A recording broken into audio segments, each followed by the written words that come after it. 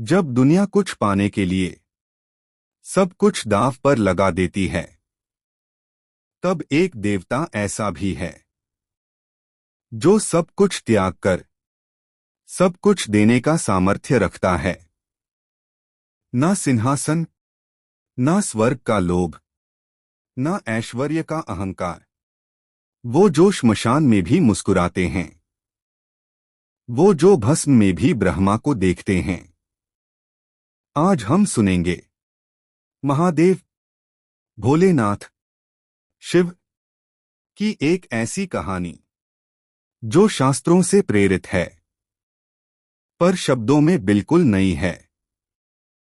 यह कहानी नहीं है सिर्फ एक भगवान की, यह कहानी है मनुष्य, पीड़ा, त्याग और मोक्ष की। अगर आप अंत तक सुन पाए तो संभव है आपका नजरिया बदल जाए।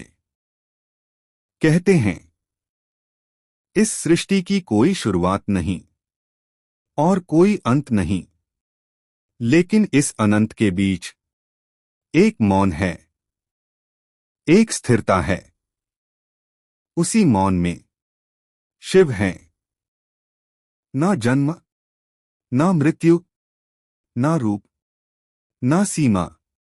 जब कुछ भी नहीं था तब भी शिव थे, और जब सब कुछ समाप्त होगा तब भी शिव रहेंगे। देवताओं ने पूछा, आप कौन हैं? शिव ने उत्तर नहीं दिया, क्योंकि शिव उत्तर नहीं, अनुभव हैं। वो ध्यान में लीन बैठे थे कैलाश पर उनका ध्यान पूरी सृष्टि पर था। दक्ष प्रजापति की पुत्री सती, जिसने पहली बार शिव को देखा, श्मशान में बैठे, राख से लिपटे, आंखों में अनंत। सती ने कहा, यही मेरे स्वामी हैं। पर दुनिया हंसी। राजा दक्ष क्रोधित हुआ। उसने कहा, ये तो औघड़ हैं। न राजा, न धन, न मर्यादा। लेकिन सती जानती थीं, जो सब कुछ त्याग सकता है वही सब कुछ संभाल सकता है। जब दक्ष के यज्ञ में शिव का अपमान हुआ तो सती का हृदय टूट गया, और उसी अग्नि में सती ने स्वयं को समर्पित कर दिया। उस दिन शिव रोए नहीं, क्योंकि शिव रोते नहीं। उस दिन पूरी सृष्टि कांप उठी। सती के शरीर को कंधे पर उठाए शिव चले, दिशाओं को रौंदते हुए। जहां जहां शिव का पांव पड़ा वहां विनाश हुआ। देवता भयभीत हो गए। तब विष्णु ने सुदर्शन चलाया और सती के शरीर के टुकड़े धरती पर गिरे। वही बने शक्ति पीठ। शिव वहीं रुक गए, फिर कैलाश लौटे और ध्यान में बैठ गए। सदियां बीत गईं, लेकिन शिव नहीं जागे।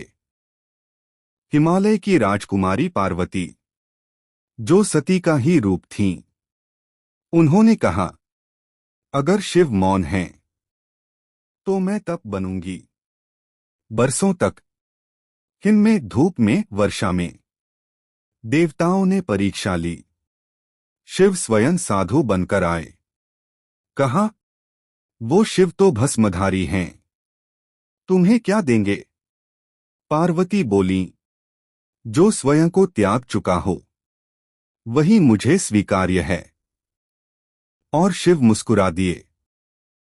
शिव किसी एक के नहीं, वो राक्षसों को भी देते हैं, देवताओं को भी। समुद्र मंथन में जब विष निकला तो किसी ने आगे नहीं बढ़ा। शिव ने पी लिया और नीलकंठ बने, क्योंकि भोलेनाथ दूसरों का विष अपने कंठ में रोक लेते हैं। शिव कोई मूर्ति नहीं, शिव कोई कथा नहीं। शिव हैं जब आप टूटकर भी सही रास्ता चुनते हैं। शिव हैं जब आप अहंकार त्यागते हैं। शिव हैं जब आप किसी का दर्द अपना बना लेते हैं। अगर आप शांत हैं तो शिव ध्यान हैं। अगर आप क्रोधित हैं तो शिव तांडव हैं। और अगर आप मौन हैं तो समझ लीजिए शिव आपके भीतर हैं। अगर यह कथा आपके हृदय तक पहुंची हो तो ओम नमः शिवाय कमेंट में लिखिए और इस कथा को उसी तक पहुंचाइए जिसे आज शांति की जरूरत है, क्योंकि शिव सबके हैं।